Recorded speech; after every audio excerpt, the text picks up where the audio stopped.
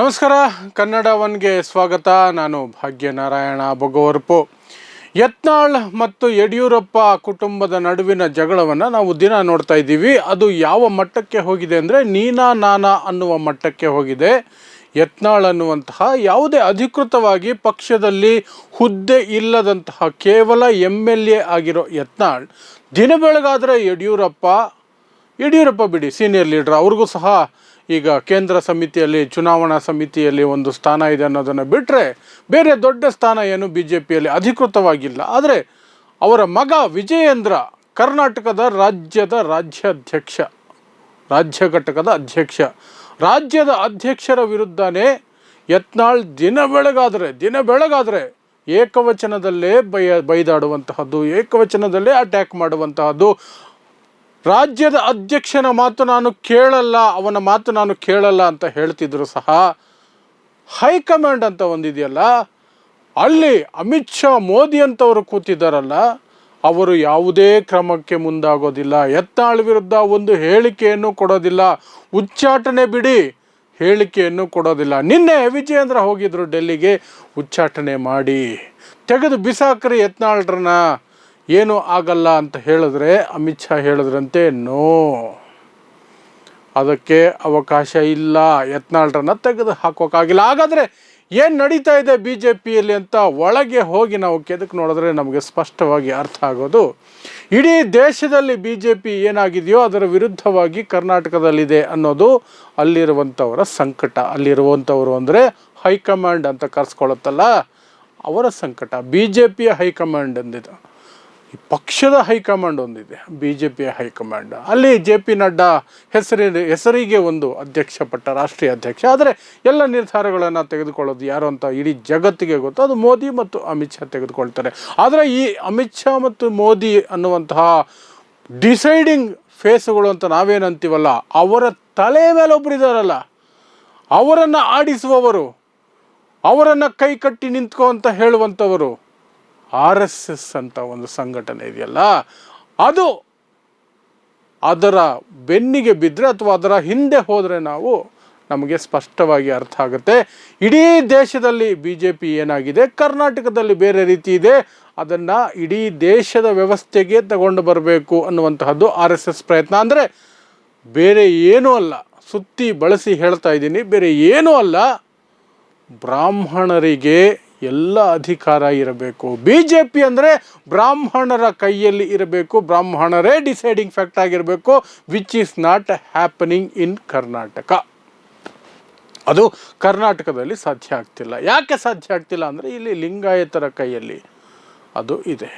ಎಲ್ಲ ಡಿಸೈಡಿಂಗ್ ಅಥವಾ ದೊಡ್ಡ ನಾಯಕರೆಲ್ಲ ಲಿಂಗಾಯತರು ಅಥವಾ ಒಕ್ಕಲಿಗ ಸಮುದಾಯ ಈಗ ಸೇರಿಕೊಳ್ತಾ ಇದೆ. ಹಾಗಾಗಿ ಯಾವುದೇ ಕಾರಣಕ್ಕೂ ಬ್ರಾಹ್ಮಣರಿಗೆ ಇಲ್ಲಿ ದೊಡ್ಡ ಮಟ್ಟದ ಅವಕಾಶಗಳಾಗಿರಬಹುದು ಅಥವಾ ತಾವು ಹೇಳದಂಗೆ, ಬ್ರಾಹ್ಮಣರು ಹೇಳದಂಗೆ ನಡೆಯಬೇಕು ಅನ್ನುವಂತಹ ಸನ್ನಿವೇಶ ಕರ್ನಾಟಕದಲ್ಲಿ ಇಲ್ಲ. ಅದನ್ನು ಮುರಿಬೇಕು, ಆ ಒಂದು ಪರಿಸ್ಥಿತಿಯನ್ನು ಅಥವಾ ಆ ಸಿಸ್ಟಮನ್ನು ತಗೊಂಡು ಬರಬೇಕು.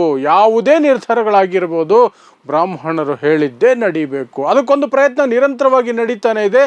ಅದು BL ಸಂತೋಷ್ ರೂಪದಲ್ಲಿ ನಡ್ಕೊಂಡು ಬರ್ತಾ ಇದೆ.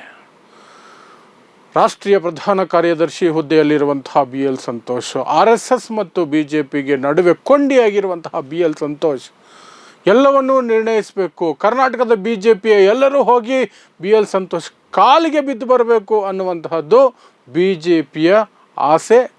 ಯಾಕೆ ಅಂದರೆ RSSನ ಆಜ್ಞೆ.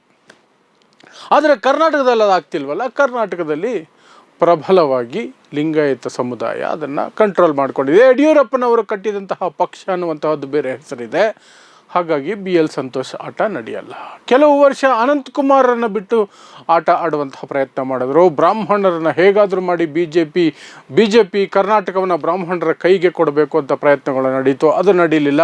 ಕಳೆದ ಚುನಾವಣೆಯಲ್ಲಿ ಇಂಡೈರೆಕ್ಟ್ ಎಫರ್ಟ್ ಒಂದು ನಡೀತಾ ಇತ್ತು. ಅದನ್ನು ಕುಮಾರಸ್ವಾಮಿ ಆಗ BJP RSS, ಆಗ BJP ವಿರೋಧಿ, RSS ವಿರೋಧಿ, ಕೋಮುವಾದಿ ವಿರೋಧಿಯಾಗಿದ್ದಂತಹ, ಪ್ರಜ್ವಲಿಸ್ತಾ ಇದ್ದಂತಹ ನಮ್ಮ ಕುಮಾರಸ್ವಾಮಿಯವರು ಹೊರಗೆ ಹಾಕಿದ್ರು. ಏನು ಅಂದರೆ ಈ ರಾಜ್ಯದಲ್ಲಿ ಪೇಶ್ವೆ ಬ್ರಾಹ್ಮಣರೊಬ್ಬರನ್ನು ಮುಖ್ಯಮಂತ್ರಿ ಮಾಡೋದಕ್ಕೆ BJP ಎಲ್ಲ ತಯಾರಿಗಳನ್ನು ನಡೆಸ್ಕೊಳ್ತಿದೆ.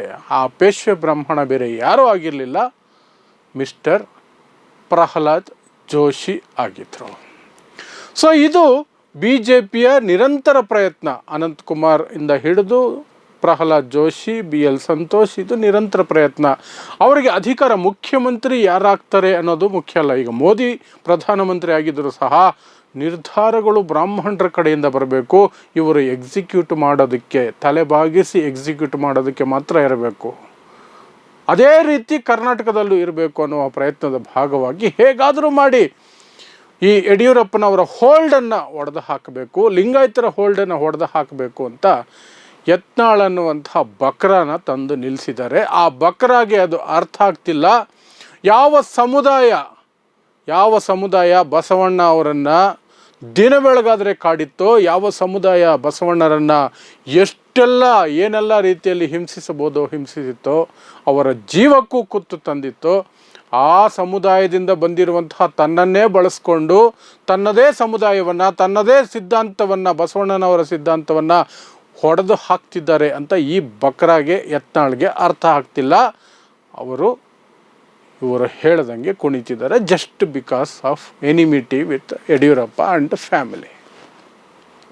ಸೊ ಇದು ಈಗ ಉತ್ತುಂಗಕ್ಕೆ ಹೋಗ್ತಾ ಇದೆ. ಉತ್ತುಂಗಕ್ಕೆ ಹೋದರೂ ಸಹ ಹೈಕಮಾಂಡ್ ಯಾವುದೇ ಪ್ರತಿಕ್ರಿಯೆ ಕೊಡಲ್ಲ. ಯತ್ನಾಳ್ರ ವಿರುದ್ಧ ಯಾವ ಕ್ರಮನೂ ಕೈಗೊಳ್ಳೋದಿಲ್ಲ. ಅದನ್ನು ಮರ್ತೇ ಬಿಡಬೇಕು ಯಡಿಯೂರಪ್ಪ ಆ್ಯಂಡ್ ಗ್ಯಾಂಗ್ ಅಥವಾ ಯಡಿಯೂರಪ್ಪ ಆ್ಯಂಡ್ ಸನ್ಸ್. ಯತ್ನಾಳ್ ವಿರುದ್ಧ ಕ್ರಮ ಆಗುತ್ತೆ, ಹೈಕಮಾಂಡ್ ಏನೋ ಮಾಡುತ್ತೆ ಅಂತ ಸಾಧ್ಯನೇ ಇಲ್ಲ. ಯಾಕೆಂದರೆ ಯತ್ನಾಳ್ರನ್ನ ಎತ್ತಿ ಕಟ್ಟಿರೋದೇ ಹೈಕಮಾಂಡ್ಗೆ ಬೇಕಾಗಿರುವಂಥದ್ದು ಇಲ್ಲಿ ಹೇಗಾದರೂ ಮಾಡಿ ಬ್ರಾಹ್ಮಣ್ಯವನ್ನು ಮತ್ತೆ ಸ್ಥಾಪಿಸಬೇಕು, ಬ್ರಾಹ್ಮಣರ ಕೈಯಲ್ಲಿ ನಿರ್ಧಾರಗಳು ಇರಬೇಕು. ಬಿ ಎಲ್ ಸಂತೋಷ್ ಅಂತವರು ಏನು ಹೇಳಿದ್ರು ತಲೆ ಬಾಗಿಸಿ ತಲೆ ಮೇಲೆ ಇಟ್ಕೊಂಡು ಕೆಲಸ ಮಾಡಬೇಕು. ಅದು ಮಾಡಿದ್ರೆ ಮಾತ್ರನೇ ಅದು ಬಿ ಜೆ ಪಿ ಇದ್ದದ್ದಕ್ಕೂ ಸಾರ್ಥಕ. ಆದರೆ ಇಲ್ಲದೆ ಹೋದರೆ ಬಿ ಜೆ ಪಿ ಇದ್ದು ಏನು ಲಾಭ ಅನ್ನುವಂಥದ್ದು ಇವರದ್ದು. ಯಾಕಂದರೆ ಇಡೀ ದೇಶದಲ್ಲಿ ಇವರ ಲೆಕ್ಕಾಚಾರನೇ ಇರೋದು. ಬಿ ಜೆ ಪಿ ಅಸ್ತಿತ್ವಕ್ಕೆ ಬಂದಿದ್ದೇ RSSಯಿಂದ. RSS ಅಸ್ತಿತ್ವಕ್ಕೆ ಯಾಕೆ ಬಂದಿದ್ದು? ಸನಾತನ ಧರ್ಮ ರಕ್ಷಣೆ ಅಂದರೆ ಏನು? ಬ್ರಾಹ್ಮಣರ ಏನು ಅಧಿಪತ್ಯ ಇದೆ ಅದನ್ನು ಮರುಸ್ಥಾಪನೆ ಮಾಡುವಂಥದ್ದು. ಬ್ರಾಹ್ಮಣರ ಮರುಸ್ಥಾಪನೆ ಮಾಡೋದೇ ಸನಾತನ ಧರ್ಮದ ಕಾಪಾಡೋದಕ್ಕೆ ಇರುವಂತಹ RSS, ಅದರಿಂದ ಹುಟ್ಟಿದಂತಹ BJP ಇದನ್ನು ಮಾಡದೆ ಬೇರೆ ಏನಕ್ಕೂ ಸಹ ಅದು ಅಸ್ತಿತ್ವದಲ್ಲೇ ಇರೋದಕ್ಕೆ ಸಾಧ್ಯನೇ ಇಲ್ಲ. ಆ ಒಂದು ಎಳೆಯನ್ನು ಇಟ್ಕೊಂಡು ನಾವು ಸೂಕ್ಷ್ಮವಾಗಿ ಈಗ ಯತ್ನಾಳ್ ವರ್ಸಸ್ ಯಡಿಯೂರಪ್ಪ ಕುಟುಂಬದ ಫೈಟನ್ನು ನೋಡಿದ್ರೆ ನಿಮಗೆ ಸ್ಪಷ್ಟವಾಗಿ ಅರ್ಥ ಆಗ್ತಾ ಹೋಗುತ್ತೆ. ಯಾವೆಲ್ಲ ರೀತಿಯಲ್ಲಿ ಯಡಿಯೂರಪ್ಪ ಕುಟುಂಬ ಏನು ಸಾಧ್ಯ ಅಂತ ನಾನು ಹೇಳ್ತಾ ಇಲ್ಲ, ವಿಜೇಂದ್ರ ಸಾಧ್ಯ ಅಂತ ನಾನು ಹೇಳ್ತಿಲ್ಲ, ಯಾವುದೇ ಕಾರಣಕ್ಕೂ ಹೇಳ್ತಿಲ್ಲ. ಅವರು ಏನೆಲ್ಲ ಮಾಡಬಹುದು ಎಲ್ಲವನ್ನೂ ಮಾಡಿದ್ದಾರೆ. ಆದರೆ ನಾನು ಹೇಳ್ತಿರುವಂತಹದ್ದು ಲಾರ್ಜರ್ ಕಾನ್ಸ್ಪಿರಸಿಯ ಬಗ್ಗೆ. ಲಾರ್ಜರ್ ಕಾನ್ಸ್ಪಿರಸಿ ಏನಿದೆ, ದೊಡ್ಡ ಮಟ್ಟದ ಷಡ್ಯಂತ್ರಗಳೇನಿದ್ದಾವೆ ಅದರ ಬಗ್ಗೆ ಮಾತಾಡ್ತಿದ್ದೀನಿ. ಸಾಮಾಜಿಕವಾಗಿ, ರಾಜಕೀಯವಾಗಿ ಈ ದೇಶದ ಸಂವಿಧಾನವನ್ನೇ, ಅದರ ಅಸ್ತಿತ್ವವನ್ನೇ ಅಲುಗಾಡಿಸಬೇಕು ಅಂತಿರುವಂತಹ ಶಕ್ತಿಗಳು ಯಾವ ರೀತಿ ಬ್ರಾಹ್ಮಣರೇತರರ ಕೈಯಲ್ಲಿ ಇರುವಂತಹ ಒಂದು ವ್ಯವಸ್ಥೆಯನ್ನು ತಡ್ಕೊಳ್ಳೋದಿಲ್ಲ, ಯಾವುದೇ ಕಾರಣಕ್ಕೂ ಅದನ್ನು ಜೀವಂತವಾಗಿರೋದಕ್ಕೆ ಬಿಡೋದಿಲ್ಲ, ಅಥವಾ ಅದನ್ನು ಉಸಿರಾಡೋದಕ್ಕೂ ಸಹ ಅದಕ್ಕೆ ದಿನ ಬೆಳಗಾದರೆ ಸಮಸ್ಯೆಗಳು ಕೊಡ್ತಾರೆ ಅನ್ನೋದಕ್ಕೆ ಇದು ಒಂದು. ಅನಂತಕುಮಾರ್ ಬದುಕಿದ್ದಾಗ ಅದೇ ಕೆಲಸಗಳು ನಡೀತಾ ಇತ್ತು. ದಿನ ಬೆಳಗಾದರೆ ಯಡಿಯೂರಪ್ಪ ವಿರುದ್ಧ ಏನೋ ಒಂದು ಷಡ್ಯಂತ್ರ ಅದು ಇದು ನಡ್ಕೊಂಡು ಬರ್ತಾ ಇತ್ತು. ಆದರೆ ಅದು ಫಲಿಸಲಿಲ್ಲ. BL ಸಂತೋಷ್ ಕೈಲಿ ಎಲ್ಲ ಕೊಡಬೇಕು. ಜಗದೀಶ್ ಶೆಟ್ಟರ್ BJPಯಲ್ಲಿ ಟಿಕೆಟ್ ಸಿಗಲಿಲ್ಲ ಅಂತ ಕಾಂಗ್ರೆಸ್ಸಿಗೆ ಬಂದಾಗ ಒಂದಷ್ಟು ಸತ್ಯಗಳನ್ನು BL ಸಂತೋಷ್ ವಿರುದ್ಧ ಅಥವಾ BL ಸಂತೋಷ್ ವಿಚಾರವಾಗಿ ಕಕ್ಕಿದ್ರು. ಏನು ಸಮಾಜ ಉದ್ಧಾರ ಮಾಡಬೇಕು ಅಂತೇನು ಜಗದೀಶ್ ಶೆಟ್ಟರ್ ಕಕ್ಕಿರಲಿಲ್ಲ, ಅಥವಾ ಏನೋ ದೊಡ್ಡ ತ್ಯಾಗ ಮಾಡಿ ಅಥವಾ ಇನ್ಯಾರಿಗೋ ಒಳ್ಳೇದಾಗಲಿ ಅಂತ ಮಾಡಿಲ್ಲ. ತನ್ನ ಸ್ವಾರ್ಥಕ್ಕೆ, ತನ್ನ ಏನು ಹೊಟ್ಟೆ ಉರಿ ಇತ್ತಲ್ಲ, ತನಗೆ ಟಿಕೆಟ್ ಸಿಗಲಿಲ್ಲ ಅಂತ ಆ ಹೊಟ್ಟೆ ಉರಿಯಲ್ಲಿ ಹೊರ ಹಾಕಿದಂತಹ ವಿಚಾರಗಳು. ಯಾವ ರೀತಿ BL ಸಂತೋಷ್ ಅನ್ನುವಂತಹ ಬ್ರಾಹ್ಮಣ ವ್ಯಕ್ತಿ BJP ಕರ್ನಾಟಕವನ್ನು ಕಂಟ್ರೋಲ್ ಮಾಡೋ ಪ್ರಯತ್ನ ಮಾಡ್ತಾರೆ, ನಿರ್ಧಾರಗಳನ್ನು ತೆಗೆದುಕೊಳ್ಳೋ ಪ್ರಯತ್ನ ಮಾಡ್ತಾರೆ. ಆದರೆ ಯಡಿಯೂರಪ್ಪ ಅದಕ್ಕೆ ಅವಕಾಶ ಕೊಡ್ತಿರಲಿಲ್ಲ. ಯಾಕೆ ಕೊಡ್ತಿರಲಿಲ್ಲ ಅಂದರೆ, ಅವರು ಏನೇ ಜೈ ಶ್ರೀರಾಮ್ ಅಂದರೂ ಸಹ, ಏನೇ ಸನಾತನ ಧರ್ಮ ಅಂತ ಓಟ್ಗಾಗಿ ಹೇಳಿದ್ರು ಸಹ, ಲಿಂಗಾಯತರಿಗೆ ಒಂದು ದಿನ, ಒಂದು ಕ್ಷಣ ಬಸವಣ್ಣನವರ ಅಥವಾ ವಚನ ಚಳುವಳಿಯ ಯಾವುದೇ ವಚನಕಾರರ 4 ವಚನಗಳನ್ನು ಓದಿಬಿಟ್ರೆ ಅವ್ರಿಗೆ ಸ್ಪಷ್ಟವಾಗಿ ಆಗಾಗ ಬಡಿದೆಚ್ಚರಿಸಿದಂತಾಗುತ್ತೆ. ಅಯ್ಯೋ, ನಮ್ಮ ಶತ್ರುಗಳು ಯಾರು, ನಮ್ಮನ್ನು ಶತಮಾನಗಳಿಂದ ತುಳಿತಾ ಬರ್ತಾ ಇರೋದು ಯಾರು, ಆವತ್ತು ಬಸವಣ್ಣನವರನ್ನು, ವಚನ ಚಳುವಳಿಯನ್ನು, ಆ ಕ್ರಾಂತಿಯನ್ನು ನಾಶ ಮಾಡಿದ್ದು ಯಾರು ಅನ್ನೋದು ಅವರಿಗೆ ಅರ್ಥ ಆಗಲಿಕ್ಕೆ ಒಂದು ಸಣ್ಣ ಯಾವುದಾದ್ರೂ ಒಂದು ಓದು ಸಾಕು. 1-2 ಪೇಜು 4 ವಚನಗಳನ್ನು ಓದಿಬಿಟ್ರೆ ಸಾಕು. ಬ್ರಾಹ್ಮಣ ವರ್ಗ ಯಾವ ರೀತಿ ಸಮಾಜವನ್ನು ಜಾತಿ ವ್ಯವಸ್ಥೆಯಲ್ಲಿ ಮುಳುಗಿಸಿತ್ತು, ಅದರಿಂದ ಹೊರಗೆ ತರೋದಕ್ಕೆ ಬಸವಣ್ಣನವರು ಎಷ್ಟೆಲ್ಲ ಪ್ರಯತ್ನಗಳನ್ನು ಮಾಡಿದ್ರು, ಬಸವಣ್ಣನವರನ್ನು ಯಾವ ರೀತಿ ಬ್ರಾಹ್ಮಣ ಸಮುದಾಯ ಕಾಡಿತ್ತು, ಬಸವಣ್ಣನವರನ್ನು ಯಾವ ರೀತಿ ಹಿಂಸಿಸಿತ್ತು ಅನ್ನೋದು ಅವ್ರಿಗೆ ಅರ್ಥ ಆಗಿಬಿಡುತ್ತೆ. ಅದು ಅರ್ಥ ಆಗಿದ್ದ ತಕ್ಷಣವೇ ಇವರು ಓಟಿಗಾಗಿ ಹೇಳುವಂತಹ ಜೈ ಶ್ರೀರಾಮ್ ಸನಾತನ ಧರ್ಮದ ಮಾತುಗಳು ಕೇವಲ ಓಟ್ಗಾಗಿ ಮಾತ್ರ ಉಳ್ಕೊಳ್ತವೆ. ಅದರ ಅಂತರಂಗದಲ್ಲಿ ಅವರಿಗೆ ಸ್ಪಷ್ಟವಾಗಿ ಗೊತ್ತಿರುತ್ತೆ, ಹೂ ಇಸ್ ಅವರ್ ಎನಿಮಿ, ಈ ಸಮಾಜದ ಶತ್ರು ಯಾರು, ಈ ಸಮಾಜದಲ್ಲಿರುವ ಬಯಸ್ತಾರೋ ಎಲ್ಲರೂ ಬಯಸುವಂತಹ ಸಮಾನತೆ ಶತ್ರು ಯಾರು, ಸಮಾನತೆಯನ್ನು ವಿರೋಧಿಸೋದು ಯಾರು, ಆ ವಿರೋಧಿಗಳ ವಿರುದ್ಧ ನಮ್ಮ ಬಸವಣ್ಣನವರು ಯಾವ ರೀತಿ ಹೋರಾಟವನ್ನು ಕಟ್ಟಿದ್ರು, ಯಾವ ಗುರಿಯನ್ನು ಹೊಂದಿದ್ರು ಅನ್ನೋದು ಸ್ಪಷ್ಟವಾಗಿ ಅರ್ಥ ಆಗುತ್ತೆ. ಸೊ ಆ ಒಂದು ಇದರಿಂದ ಹೊರಗೆ ತರಬೇಕು ಬಿ ಜೆ ಪಿಯನ್ನು. ಆಗಾಗ ಆ ಬಡಿದೆಚ್ಚರಿಕೆ ನಡಿಬಾರ್ದು ಅಂತಂದರೆ ಲಿಂಗಾಯತರ ಕೈಯಲ್ಲಿ, ಅವರ ಹತೋಟಿಯಲ್ಲಿ ಅಥವಾ ಅವರ ನೇತೃತ್ವದಲ್ಲಿ ಬಿ ಜೆ ಪಿ ಇರಬಾರ್ದು. ಬ್ರಾಹ್ಮಣರ ನೇತೃತ್ವಕ್ಕೆ ಬಂದುಬಿಟ್ರೆ ಆ ಬ್ರಾಹ್ಮಣೀಕರಣವನ್ನು ಸುಲಭವಾಗಿ ಮಾಡಬಹುದು. ಆ ಮೂಲಕ ಬಸವಣ್ಣನವರನ್ನು ಸೈಡ್ ಲೈನ್ ಮಾಡಬಹುದು, ಬಸವಣ್ಣನವರ ಸಿದ್ಧಾಂತವನ್ನು ಸೈಡ್ ಲೈನ್ ಮಾಡ್ಬೋದು. ಉತ್ತರ ಪ್ರದೇಶದ ಹಾಗೆ, ಬಿಹಾರದ ಹಾಗೆ, ಗುಜರಾತಿನ ಹಾಗೆ ಸನಾತನ ಹೆಸರಿನಲ್ಲಿ ಇವರು ಆಡಬಾರದ ಆಟವನ್ನು ಆಡಬಹುದು ಅನ್ನೋದು.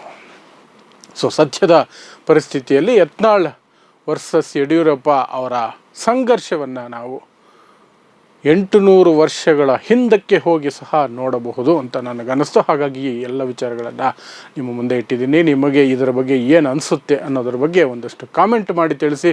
ಆ ಮೂಲಕ ನಿಮ್ಮ ಮಾತುಗಳು ಸಹ ಈ ವಿಚಾರದಲ್ಲಿ ತುಂಬ ಇಂಪಾರ್ಟೆಂಟ್ ಆಗುತ್ತೆ ಅಂತ ಹೇಳ್ತಾ ನನ್ನ ಮಾತುಗಳನ್ನು ಮುಗಿಸ್ತೀನಿ. ನೋಡ್ತಾ ಇರಿ ಸಮ ಸಮಾಜಕ್ಕಾಗಿ ಕನ್ನಡ 1 ನ್ಯೂಸ್. ನಮಸ್ಕಾರ.